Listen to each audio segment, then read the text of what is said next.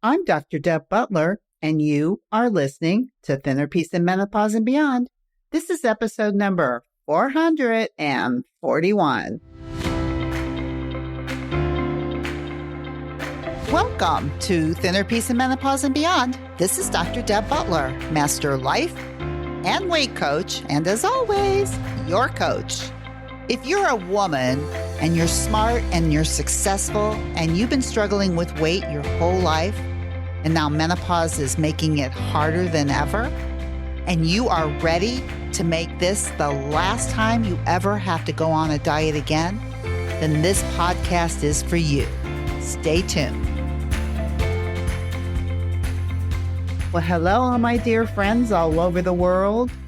I've got something really interesting that I want to share with you today. And the reason that I say interesting is because over the last 6 months, I've done quite a few interviews on different people's podcasts. And I know I've played some of these for you in the last 6 months, the ones that I find where I learned more about myself that maybe I've never told you and never thought about. I love to share it with you because it helps you understand the process that I created, this Thinner Peace process that I created, why I created it, where I was when I did it, who I was when I did it, and who I am now, and how it all came about. So it's like kind of giving you a sneak peek into my brain in a way that I don't really do on these podcasts because I'm not asked questions that really pique my interest into myself and make me think a little bit harder about why I do what I do. So in this podcast, what I want to share with you is a fascinating interview that I did with Nikki Burnett on her podcast, Taste Life Nutrition. Now, she is a functional nutritionist. And what I like about that is that means that she goes by more about what the body needs through blood work, through symptomatic things, not just any one specific thing, much more holistic, which is really the way I've always been as a chiropractor.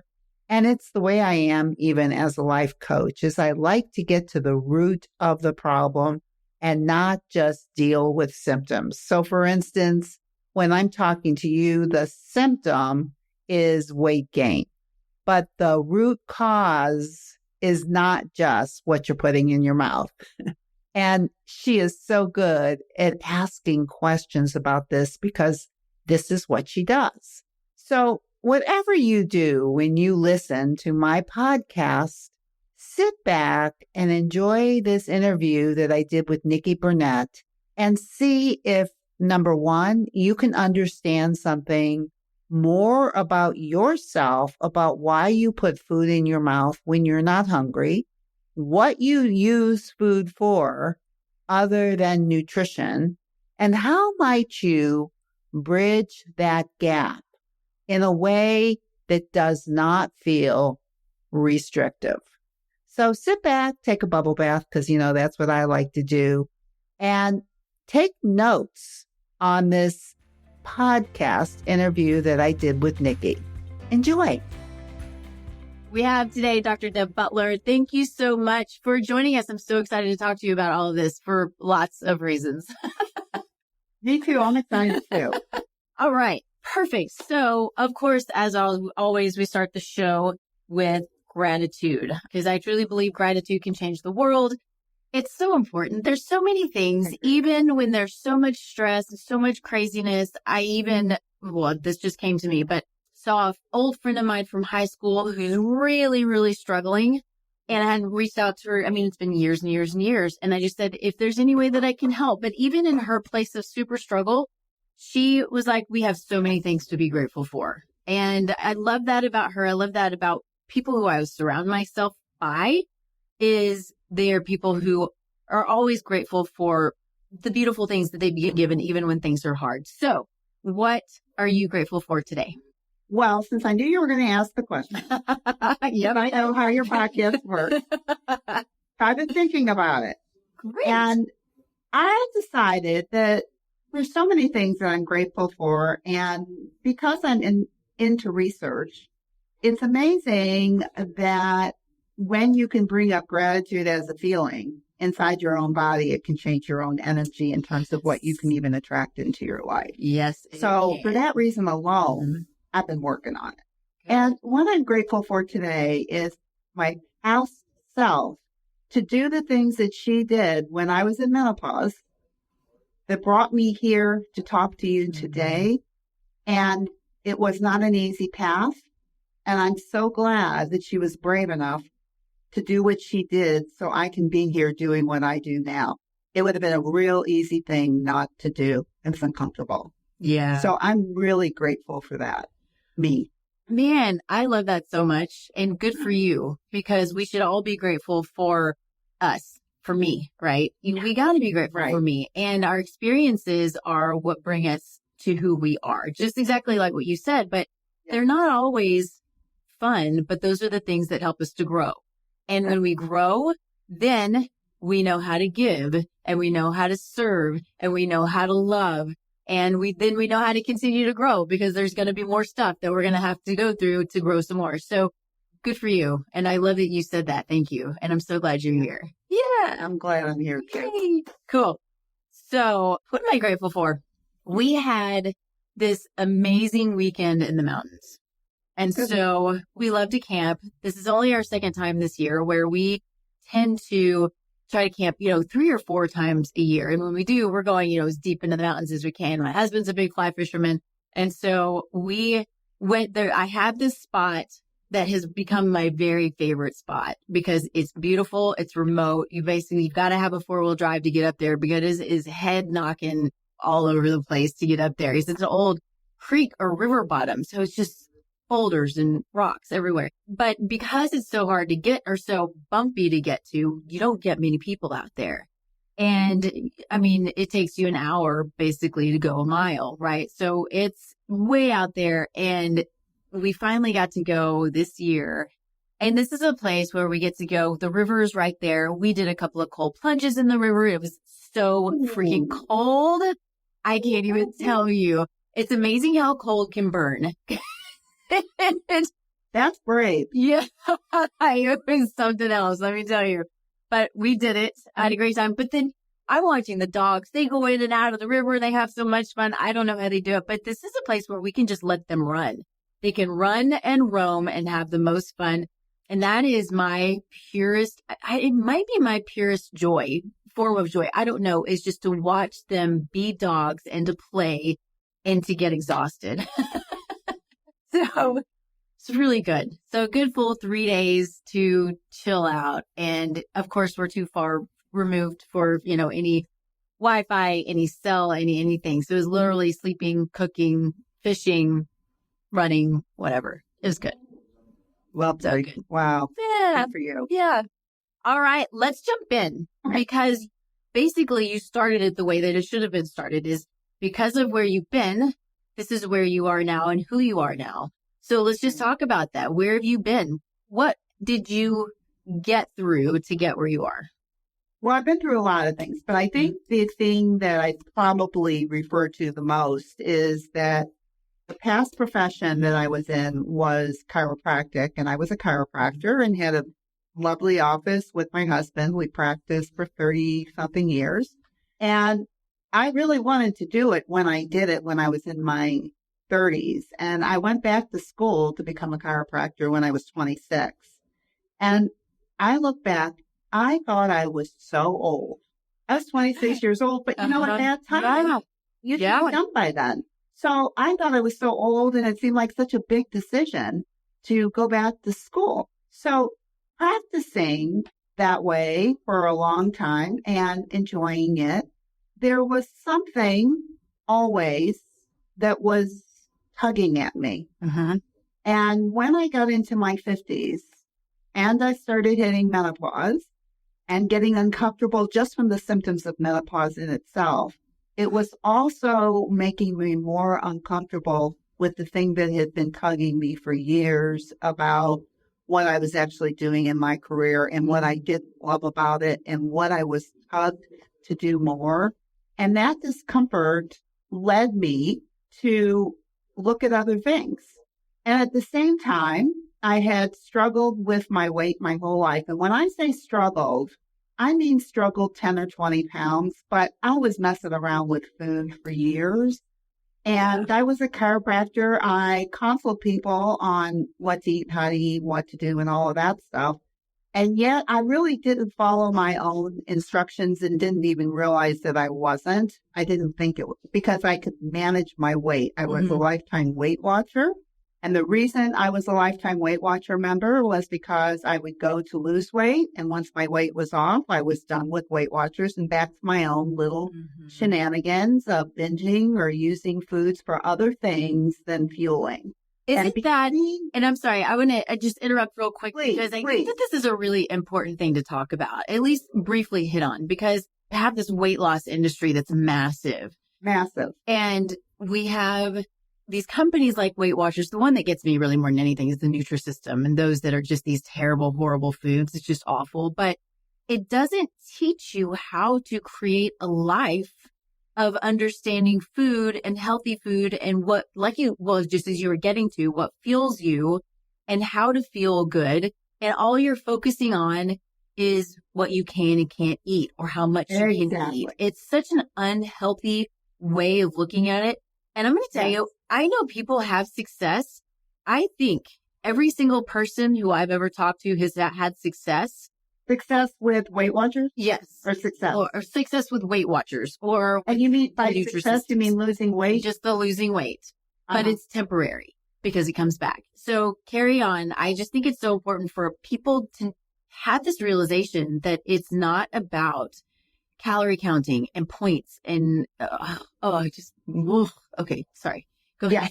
Yeah, exactly. And that I had lived my life as an expert in nutrition. And that's the way that I was managing my nutrition was I would like to eat really healthy if I was losing weight. It was all connected to weight loss. It wasn't connected to health, even though most people that come to me say, why do you want to lose weight? Because I want to be healthy. But that is not true. They want to be thin. Yeah. And healthy sounds like a much better thing to say. But it's really not what most people want and I was no different. And when I came to this level of discomfort in my own profession, I also found that because I was in menopause, that going to Weight Watchers and doing my thing with Weight Watchers also, it was much more difficult to lose the weight. So I was getting very frustrated with that. But I was also very frustrated with my career. And I also wanted to go out and eat and drink more because I was uncomfortable. Which didn't help me to lose weight, even though I said it's because of menopause. That's why I'm not losing weight. But it's also because I was needing to eat foods that didn't really serve me nutritionally, but did a lot for me emotionally. And I wasn't connecting the dots, but I was uncomfortable with my weight and I was uncomfortable with my career. And when I started looking into the idea of the mind, and I've always been into self-help my whole life and love to talk to my patients about what's going on in their heads. So I never could keep on time because I wanted to talk about what's going on in your head and talk deep. Which has nothing to do with what to eat. It's like, what's going on? Right. And to be able to connect all of that at that time at a very not practice chiropractic anymore, that was very, very scary after doing it for so many years and having a practice and doing it with my husband. And what would that mean? And without going into the long story, the way that I navigated that and ended up in life coaching, which absolutely lit me up. And when I started chiropractic, nobody knew what a chiropractor was. Yeah. Nobody. You know, it was 35 years ago, and they were just kind of like quacks. And like when I would say I'm a chiropractor, people go, well, what do you do? You know, I didn't even know what they did, really. I just thought, well, that looks fun. yeah. yeah, you're 26 years old. I'm getting kind of old. I better figure out, What am I going to do with my life? And when I was 50, in my 50s, it was the same thing. I'm too old. It was the exact same thing that popped up again. Yeah. I can't do something. I should be done. I should know. Mm-hmm. And going through all of that and having a life coach, and at the time that I said, well, I'm looking into life coaching, people would go, what's a life coach? They didn't know what a life coach any more than they knew what a chiropractor was way back when. Right. And you're ahead of your time. I think I've always been a little bit of a trailblazer and attracted to things that are outside the box. Yeah. Good for you. So I'm here because of that and created a program based on, and I really don't want to talk about how to lose weight. I want to talk about how to make peace with food. And I want to talk about how to make peace with your body. And I think that's how you make peace with your life. And I think in your 50s is a very good time to do it because you have years of experience of what you like and what you don't like. Now, when I was 26 years old, thought I was too old, I didn't know nothing. Yeah. Amazing. Decisions. Yeah. And when I was in my 50s, I knew so much more. So I'm very grateful to that time because I'm here at 72 years old doing something that I absolutely love. I'm on fire. I was not on fire in my 50s. Yes. I needed to leave. And so how amazing, though, is it? Because you have gone through all of these transitions and transformations. Yes. And what is fascinating is that you're 72. And I don't think anybody would ever guess that you're 72. So I think when you find peace with yourself and you find peace with your body and you find peace with your life, doesn't mean things aren't going to get hard. And then you find peace with all of the things that you're talking about and you're growing in your wisdom. In a sense, it's reducing stress, right? So we go from the mental and emotional to the biochemical. We're reducing stress levels. We're reducing inflammation. We're anti-aging. That's what I think. Well, that's what I know. I mean, it's biochemistry, right? It absolutely is. And it's true. And I think what I'm so fired up about is that when you're in your 50s, because I remember how I thought then, and I was thinking I'm too old. I was thinking it's too late. And I was thinking I should know better. I mean, those are the things that I was thinking. And I get this age here and I see the same thing starting to happen again. It's like, I think you come to different passages in your life where you start questioning, and I think it helps you move forward. Yeah. And what I want people to know is, I look at 50-year-olds now and think they're so young. Mm-hmm. And I remember all of that, but I know that the people in their 50s, they're old and they don't like the way they look. And I think when you're obsessed with your weight, if you don't get that under control, you're thinking about your body and about how you treat yourself, you're not going to like getting 70. Mm-hmm. You are not going to like it because you're going to be stuck with this thinking. And if you take it with you, getting older is not going to be fun. And good for you for saying that. I totally agree. We have such a short life and we have a lot to do. That's what I believe. I think I have a lot to do. I agree. Yeah. And until the day I can't do it anymore, which is the day I better be no longer here, I want to continue to know that I'm doing what I'm supposed to be doing every day, right? And feeling good about it. So I want to get in a little bit. I know that you're more the mindset around the food and all of these things, but you also have been through the physical struggles. You work with people who are going through the physical struggles, and there's hormonal influences, there are environmental influences, there are physical conditions that people are struggling with that can increase symptoms of perimenopause and menopause. And along with that, of course, comes so often is the weight gain. Why is that, in your opinion? Do you think it's more mindset when you're going through the change? Do you think it's physical? Are you seeing a little bit of both? What are you seeing? Oh, I think it's both. Yeah. The people that are attracted to me and who I want to help are the people who have had a mindset for many, many. They've been struggling way longer than menopause. If it's just starting in menopause, there are so many reasons for weight gain. I'm talking to the people who are not peaceful, with food and never have been. Yeah. Because everything else will get exaggerated, and there are many other things that you will have to take care of or may have to take care of. Like, I'm not saying the only thing I did was this. Yeah. But I think the more clear-headed and clear-minded you are, the better off you're going to be with deciding how you're going to navigate this time of your life with a clear mind. And if you don't have this connection with taking care of your body, and the only reason I use food is because you have to eat so often, and your body is signaling you when to eat and when to stop. Now, it's not the only thing it signals you to do, but it's one of the most basic functions that you have to listen to on a daily basis. Yeah. And there are many women who do not know those signals in their own body. And if you're in menopause, that's not the only thing. Right. But that's the thing that I work on with people, because if you can start getting connected to your own body about when to start and when to stop, that's what I talk about when I talk about the body whisperer. Yep. Because it's not only signaling you when to eat, when to stop, it's also signaling you when you better take a rest, when you better wake up, when it's time to go to sleep. If you have something that's painful, when to take care of it, when to leave it alone, to take care of it before it's screaming at you. That's what I want people to get in their 50s. That's what I'm talking about. And I think the more connected they become to their bodies, the more connected they become to who they need for help and what they need to do for their bodies. There's not one cure-all for menopause. Right. You know, should I or shouldn't do hormones? Should I eat this or shouldn't I eat that?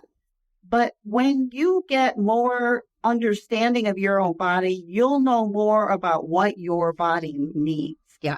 Because it's not 100% this is what you do. Agreed. If you haven't noticed. This is what you do and this is how it's done. Nobody agrees on anything. Well, I mean, that's the thing, is we're all different. And so something that I was saying yesterday to whoever I was talking to was, it would be a hell of a lot easier if I could tell everybody, you're in a box, you go do this and it's going to work. Exactly. I think That's everyone. Yeah. They're open for. I know. But it doesn't, and it never does. I've never done the same protocol for any single person ever. But that's what you're saying is, gosh, I have so many things I would say, is what I tend to say to people a lot is we have lost this ability to listen to our bodies. We've lost the connection. You know, we have a symptom and we think, oh, I need to go take an Advil.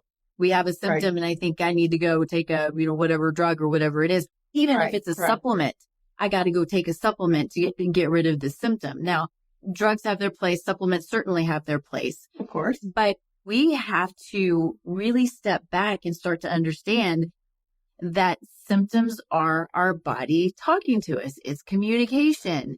It's saying, hey, I need you to pay attention because something here is going on. And I'm starting to say this a lot, but I believe that the body is so beautifully and perfectly made that its one big job is to keep us alive. And when we see symptoms, often in medicine and even in nutrition and, functional nutrition, functional medicine, we call it dysfunction. Right. The body's dysfunctional. What if it's not dysfunctional? What if it's just doing its job to keep us alive? It's doing what it knows to do and is saying, hey, I need some support and we got to figure out what we need to do. I love that. I mean, I think it's so true. Another thing on that note is if anybody who is listening is not this perimenopausal, menopausal age, this is a time this earlier, right? Before this time happens, this is the time really to pay attention to understand that your body is, the better it is going into, even with your monthly cycle, the better your body is through your monthly cycle, the better you're going to be through perimenopause, the better it's going to be through menopause, the more you're going to be able to understand and learn and to find people who can help you to continue to learn, because we got to have our team.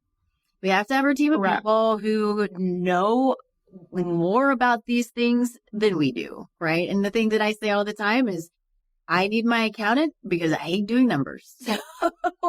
So we have to have the people who know what they're doing, who we trust, who we can go to, who are true experts like you are in this area, and figure out what we need to do to listen better to our bodies. Because, sorry, I get on my soapboxes, but what people learn from you is the stuff that they're going to take with them for the rest of their lives. And it's the stuff that they can teach the younger generations about. That is correct. It's so important. Yes. And it's wanting to be healthy has to start at a very deep level of knowing your own body. Mm-hmm. And I guess it's like when I was younger, I just tried to figure out how I could get away with things in my own body. It's so true. Yeah. And how I could push it, even though it was talking to me and telling me to stop, I was just trying to figure out how I could push it as far as possible. And I think a lot of people are like that, and they get into menopause thinking they can keep doing this. Mm-hmm. So a lot of people say, well, what I used to do doesn't work anymore. And the truth is what you used to do should never have worked. I mean, because a lot of the things that people say I want to do isn't anything they should be doing. Agree. What I was doing is I thought it was perfectly natural to go up and down 20 pounds for 30 years. You know, I lost maybe 250 pounds in my life. You know, I know how to take it off. Mm-hmm. But what was I doing putting it on? What did I think I was? I didn't think anything is what I was thinking. It's like, hey, I got it down. I can eat all this crap and I can go against my body. Whatever it was I was doing on a regular basis while I was not on a diet. The diets, yes. But as soon as I got to a certain weight, I had to take that weight off. And then it was like I would do anything. But it was totally deprivation and restriction. Mm-hmm.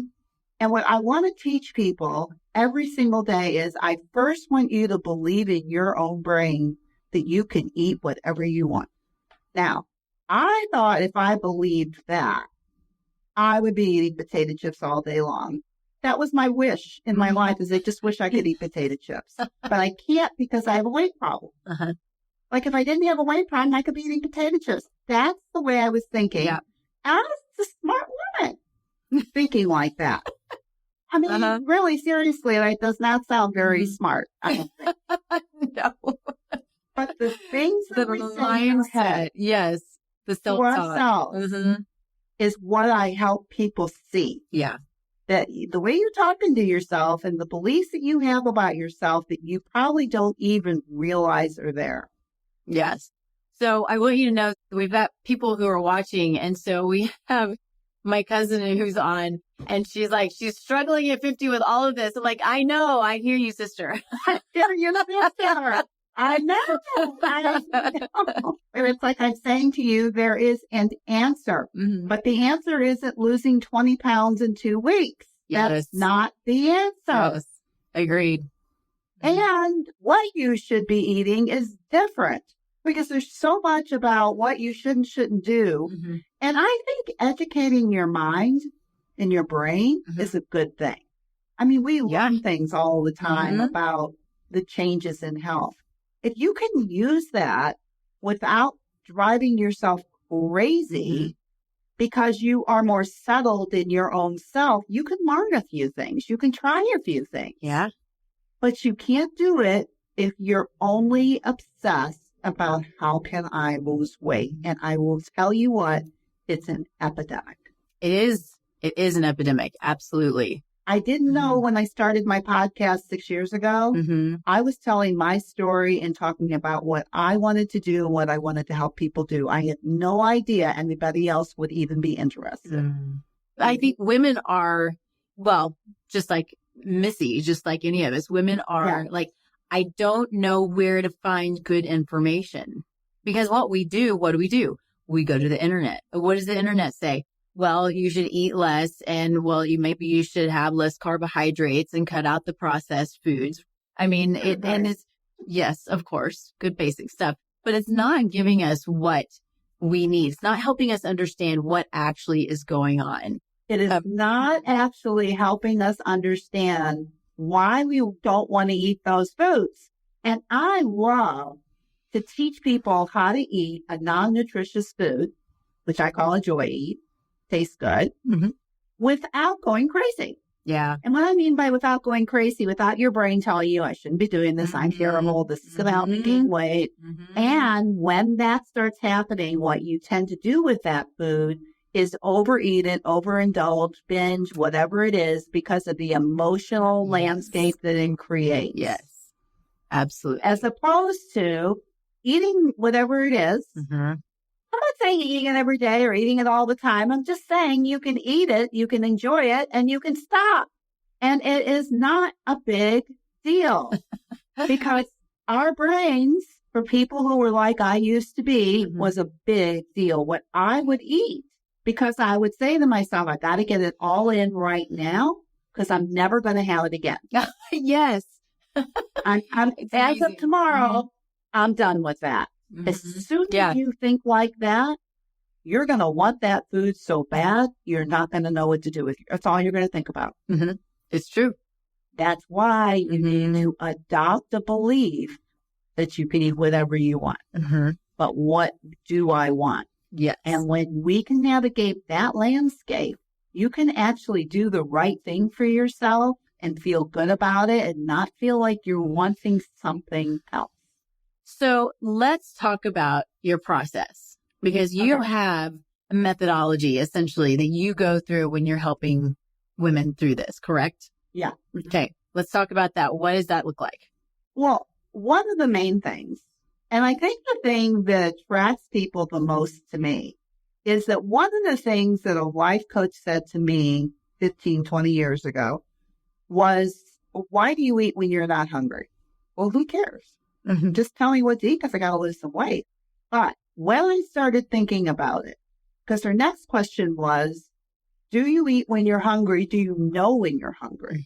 That's a big, big know question. When you're full. Yes. And what is full?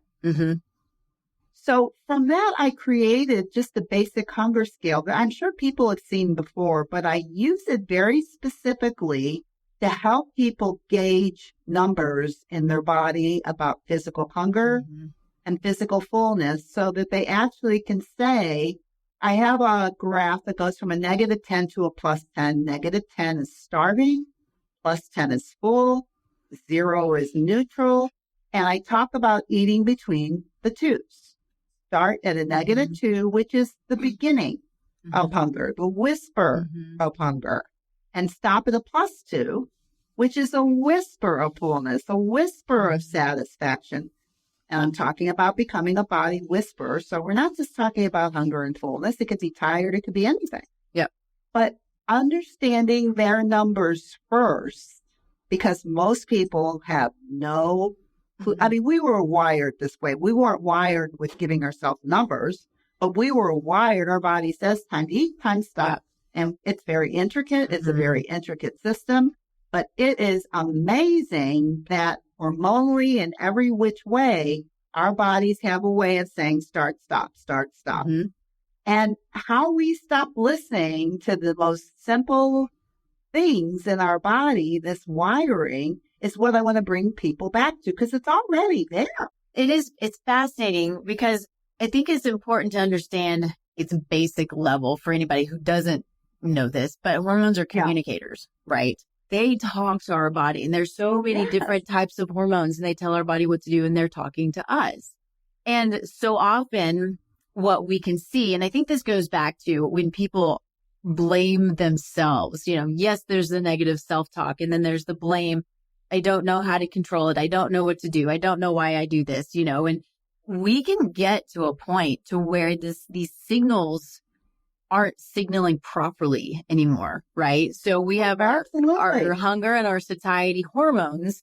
And if our receptor sites essentially have become non-receptive to these hunger hormones, then we don't know when we're hungry and when we're full. And this comes from a lifetime of, I think years really of us just kind of, it goes sort of that mindless eating, I think. And I feel like I'm saying that the dieting. Yeah. I'm not trying to lay blame at all, but doing the yo-yo dieting creates, talk about dysfunction. I mean, that can create the dysfunction that doesn't allow us to hear our hormones to function properly. And I think that we teach our brains the type of eating, like diets, are learned behavior. Mm-hmm. And if we teach ourselves that, we're also teaching our brains to think and drive us to eat for reasons other than hunger. I mean, some people say to me, I'm hungry all the time. Mm-hmm. And there's a difference between being physically hungry all the time and being emotionally hungry all the time. And many people can't feel the difference because emotional hunger, those emotions, those vibrations, many of them live right in the gut. Mm-hmm. And being able to differentiate that, I will say many times that I want you to feel your emotions, not feel them. I love that. Because the only reason I'm here is because I stopped filling my emotions with partying, with alcohol and food, as opposed to feeling of where I was at. I could eat my way to contentment and never go, oh, my profession's fine. But for me to be able to bring up to somebody, what is that? And many people usually say, well, I don't even know what that emotion is. First, you have to know that it is an emotional pull and not a physical hunger. It starts there. So, we talk about the process. That's the beginning of the process of when you're eating physically and when you're eating emotionally. And there's so much talk about emotional eating, but I think I make it very, very simple when I'm working with people.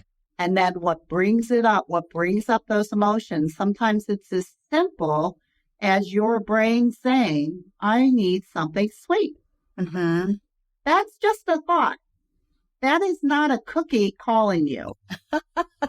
Yeah, you're right. It is just a thought saying I need, like so many people say, well, I just need something sweet after I eat. Mm-hmm. I go, well, what makes you think your body's telling you that? They think their body's telling them. Yeah. That's why they do it, because they think they're listening to their body. It is their brain telling them that because we trained our brain to say that to us. And then we hear it and it becomes what I call in my world an urge, an urgent desire to do something. So you don't need something sweet. Right. I mean, you can eat something sweet if you want, but don't think that I have to have something sweet. Right. That's something you want to work on in your own head about that thinking. It's sometimes hard to separate emotions and urges from thinking it's a physical need or feeling like it's a physical need. Yeah, very much. That's why I start with the simplicity of, do you know your own signals? So you have the thinner peace, which I love, thinner peace process. So good. The inner peace. The inner peace. Yeah, I just thought. Yeah, no, I'm glad you did. And so you start with rethinking, which is basically what we're talking about right now. It's the rethinking part of the process. And just real quick, by the way, you have an ebook that goes along with your podcast. Yes, that has all of this. So you can download, but you also have reset. And so what is your process when it comes to resetting? Well, if the first part is rethink, the second part, reset, actually means that we start playing around with food. I mean, that's super fun. It's fun when you get the thinking down. Yeah. It is not like I would not start with food in the beginning of the process, because that's what everybody does. Just tell me what to eat, tell me how to, because people want to come in and they want something different when they come with me. But at the same time, they really want to lose weight. Yeah. Yeah. I'm really trying to refocus the weight loss to the making peace. Because really, if you do make peace with food, you will lose weight. Yes. But if weight loss becomes the big thing, the chatter in your head about that is too strong. So we always start with the mind first. I don't even care what you're eating. So what was going to, sorry, go ahead. So when it gets to reset, we start talking about what you're eating and start with the concept of no flour and no sugar. And for some of my clients, it's great. For some people, they don't want to do it. That's okay with me. But it's amazing when you're not so crazed about food and you're more calm about it, to play with it a little bit, to see actually how it's affecting you mentally and physically. I mean, I don't get into a lot of foods. I just say, just no sugar and no flour, just to see what happens in your mind and body. So we create a little chart about this and see how it actually affects you. Because most people say, oh, I've done that. That's what everybody's, oh, I've done that before. Yeah. You've never done it with coaching. And you've never done it with really taking apart how it affects you mentally, how it affects you physically, and how it affects you spiritually. Yes. What you put in your mouth, if you're not so crazed about losing weight, not so crazed about, so obsessed about all this stuff, just becoming curious about how it affects you, not to do to the rest of your life at all, just to educate you in a way that might help you decide how you want to move going forward, so you can get to the point where you can say, I can eat whatever I want, but what do I want? So that's the reset. Yeah. And I think it's so key. There's always a process when working with someone and saying, look, this is what we're going to do. And I agree with you. I say, it's your choice. But if we're going to work together, these are the things that I'm going to request of you, because I want you to understand your body. I even had somebody call me back a couple of days ago, whenever it was, and she's got significant autoimmune disease. And I told her straight up, I was like, there are very few things in my world that are black and white when it comes to autoimmune disease. But gluten and dairy are black and white when it comes to autoimmune disease. It's just kind of how it is. And so she called me. She scheduled the appointment, the whole thing. She called me. She said, I need to wait. I need to make sure I'm ready. I'm like, great. I mean, I want you to make sure you're ready, but I also want you to feel good. But one of my favorite things is when people do, no matter what the food is, whether we did food sensitivity testing or not, but whatever the food is, and they come back to me and they say, I cheated. For one, I'm like, you didn't cheat. It's not like this is a law, right? You know, it's not cheating. Right. But almost every time they'll say, I cheated, but I felt like crap afterwards. Like, good. That makes me really happy. And I don't want people to feel bad, but this means you have that light bulb. It's the aha moments that I love, right? And you have this light bulb that goes off and like, oh, I didn't think that gluten was affecting me, or dairy or sugar or whatever the case may be. Right. Eggs, right?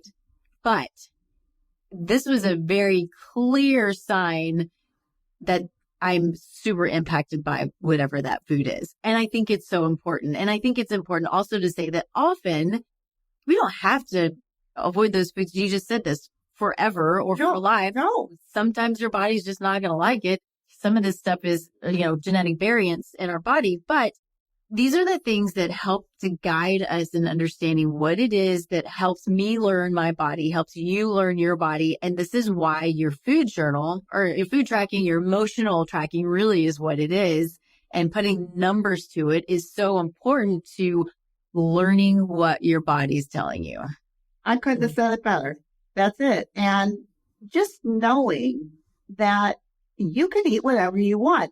And what do I want? You may decide that I can eat that if I want it. I just don't want it.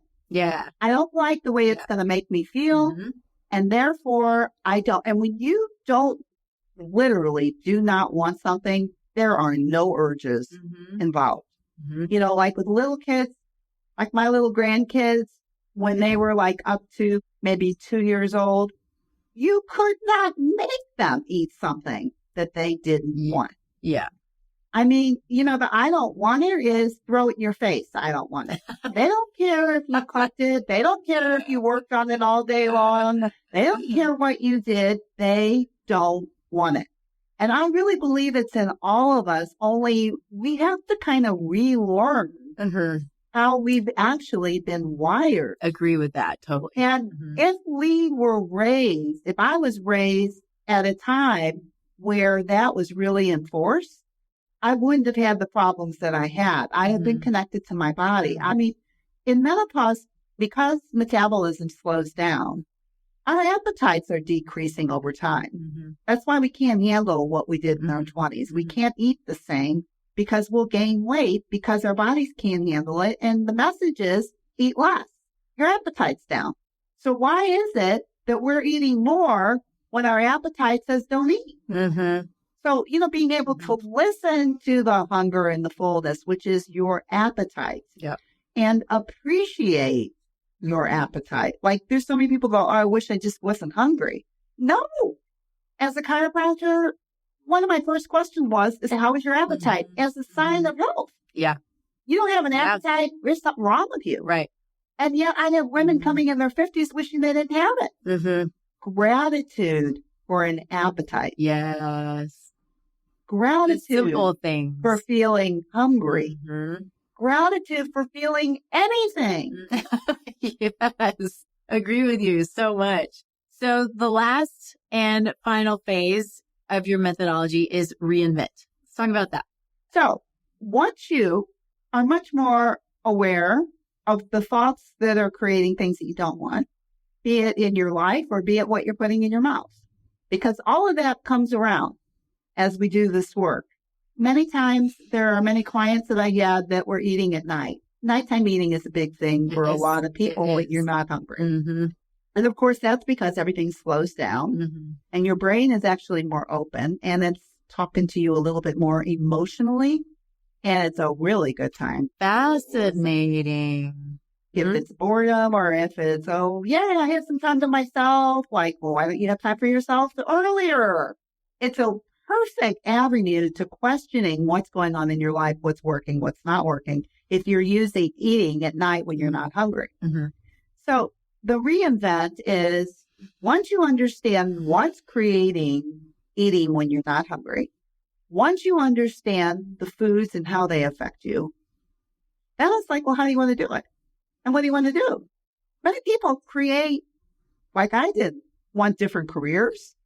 Many people realized that, like me, that I was just drinking because I didn't want to feel. And I'm not saying I was drinking a lot. A glass or two of wine, no big deal. Right. But it was getting in the way.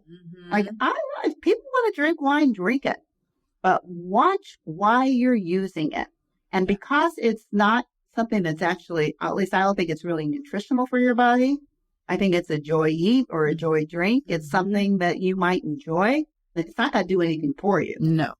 But you want it that it becomes a joy drink, which means it's very mindful. You drink it sip by sip and you stop the minute that you're done. And that means not a lot. It's amazing how much you can enjoy something when it comes to these foods when you're just really paying attention to it. And so the reinvent is, what do I want to do? What do I want to do? What do I want to eat? What don't I want to eat? How do I want to live my life? What do I want to really work on in terms of practicing about what I want to think? And so the reinvention is the transformation. And most of my clients will say, it's not about the food, but it's all about the food because I use food for the transformation. I don't use the food to help you lose weight, even though you'll lose weight. I help you use food to find out how you can transform the life that you want. So good.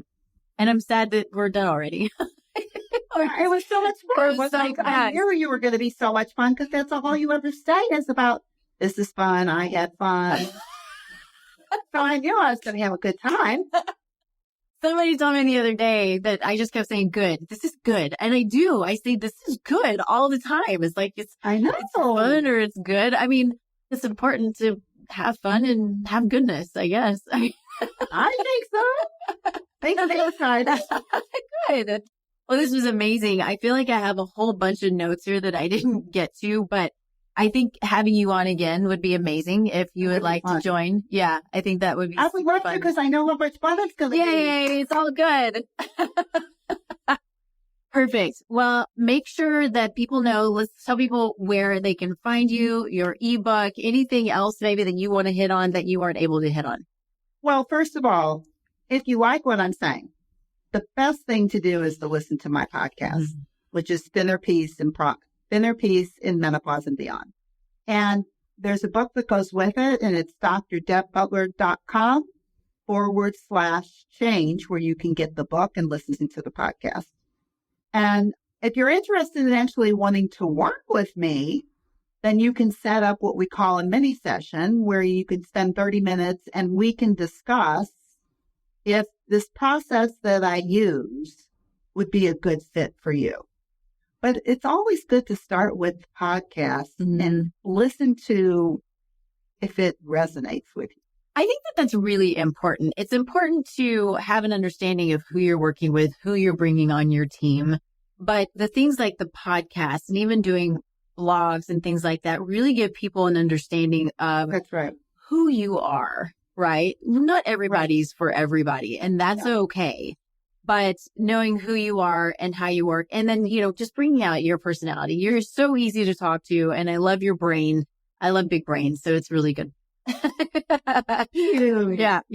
So I think the way that you're doing your podcast, I thought that was super smart. So literally, it's your first 5 podcasts, right, that go along with your ebook, and you send people to the ebook and then to the podcast. Like, well, that's super smart.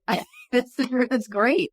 But it works so well. And when you do that, you're giving a lot. You're giving so much good information. And then you can take that and run with it, or take it and go work with you and really dig in deeper. And that's really what so many of us need, is that deeper work. There's so much that we don't understand about ourselves that others can help us to pull out. So beautiful. I couldn't have said it better. And I think that's really the beauty of a good life coach. Yeah. I mean, life coaches are a dime a dozen now, but the way when you're really trained properly and you can really help somebody see their own belief systems that they don't even know are there because they're running on them and they think that they're actually the truth. Yeah.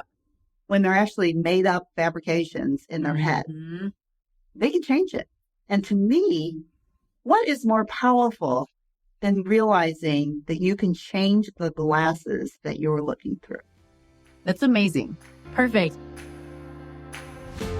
If you're loving my podcast and you would like some more information to be able to follow along with, then please go to drdebbutler.com/change, and you can get a free copy of my companion book that goes with this podcast that I refer to in many different episodes. That is drdebbutler.com/change, CHANGE.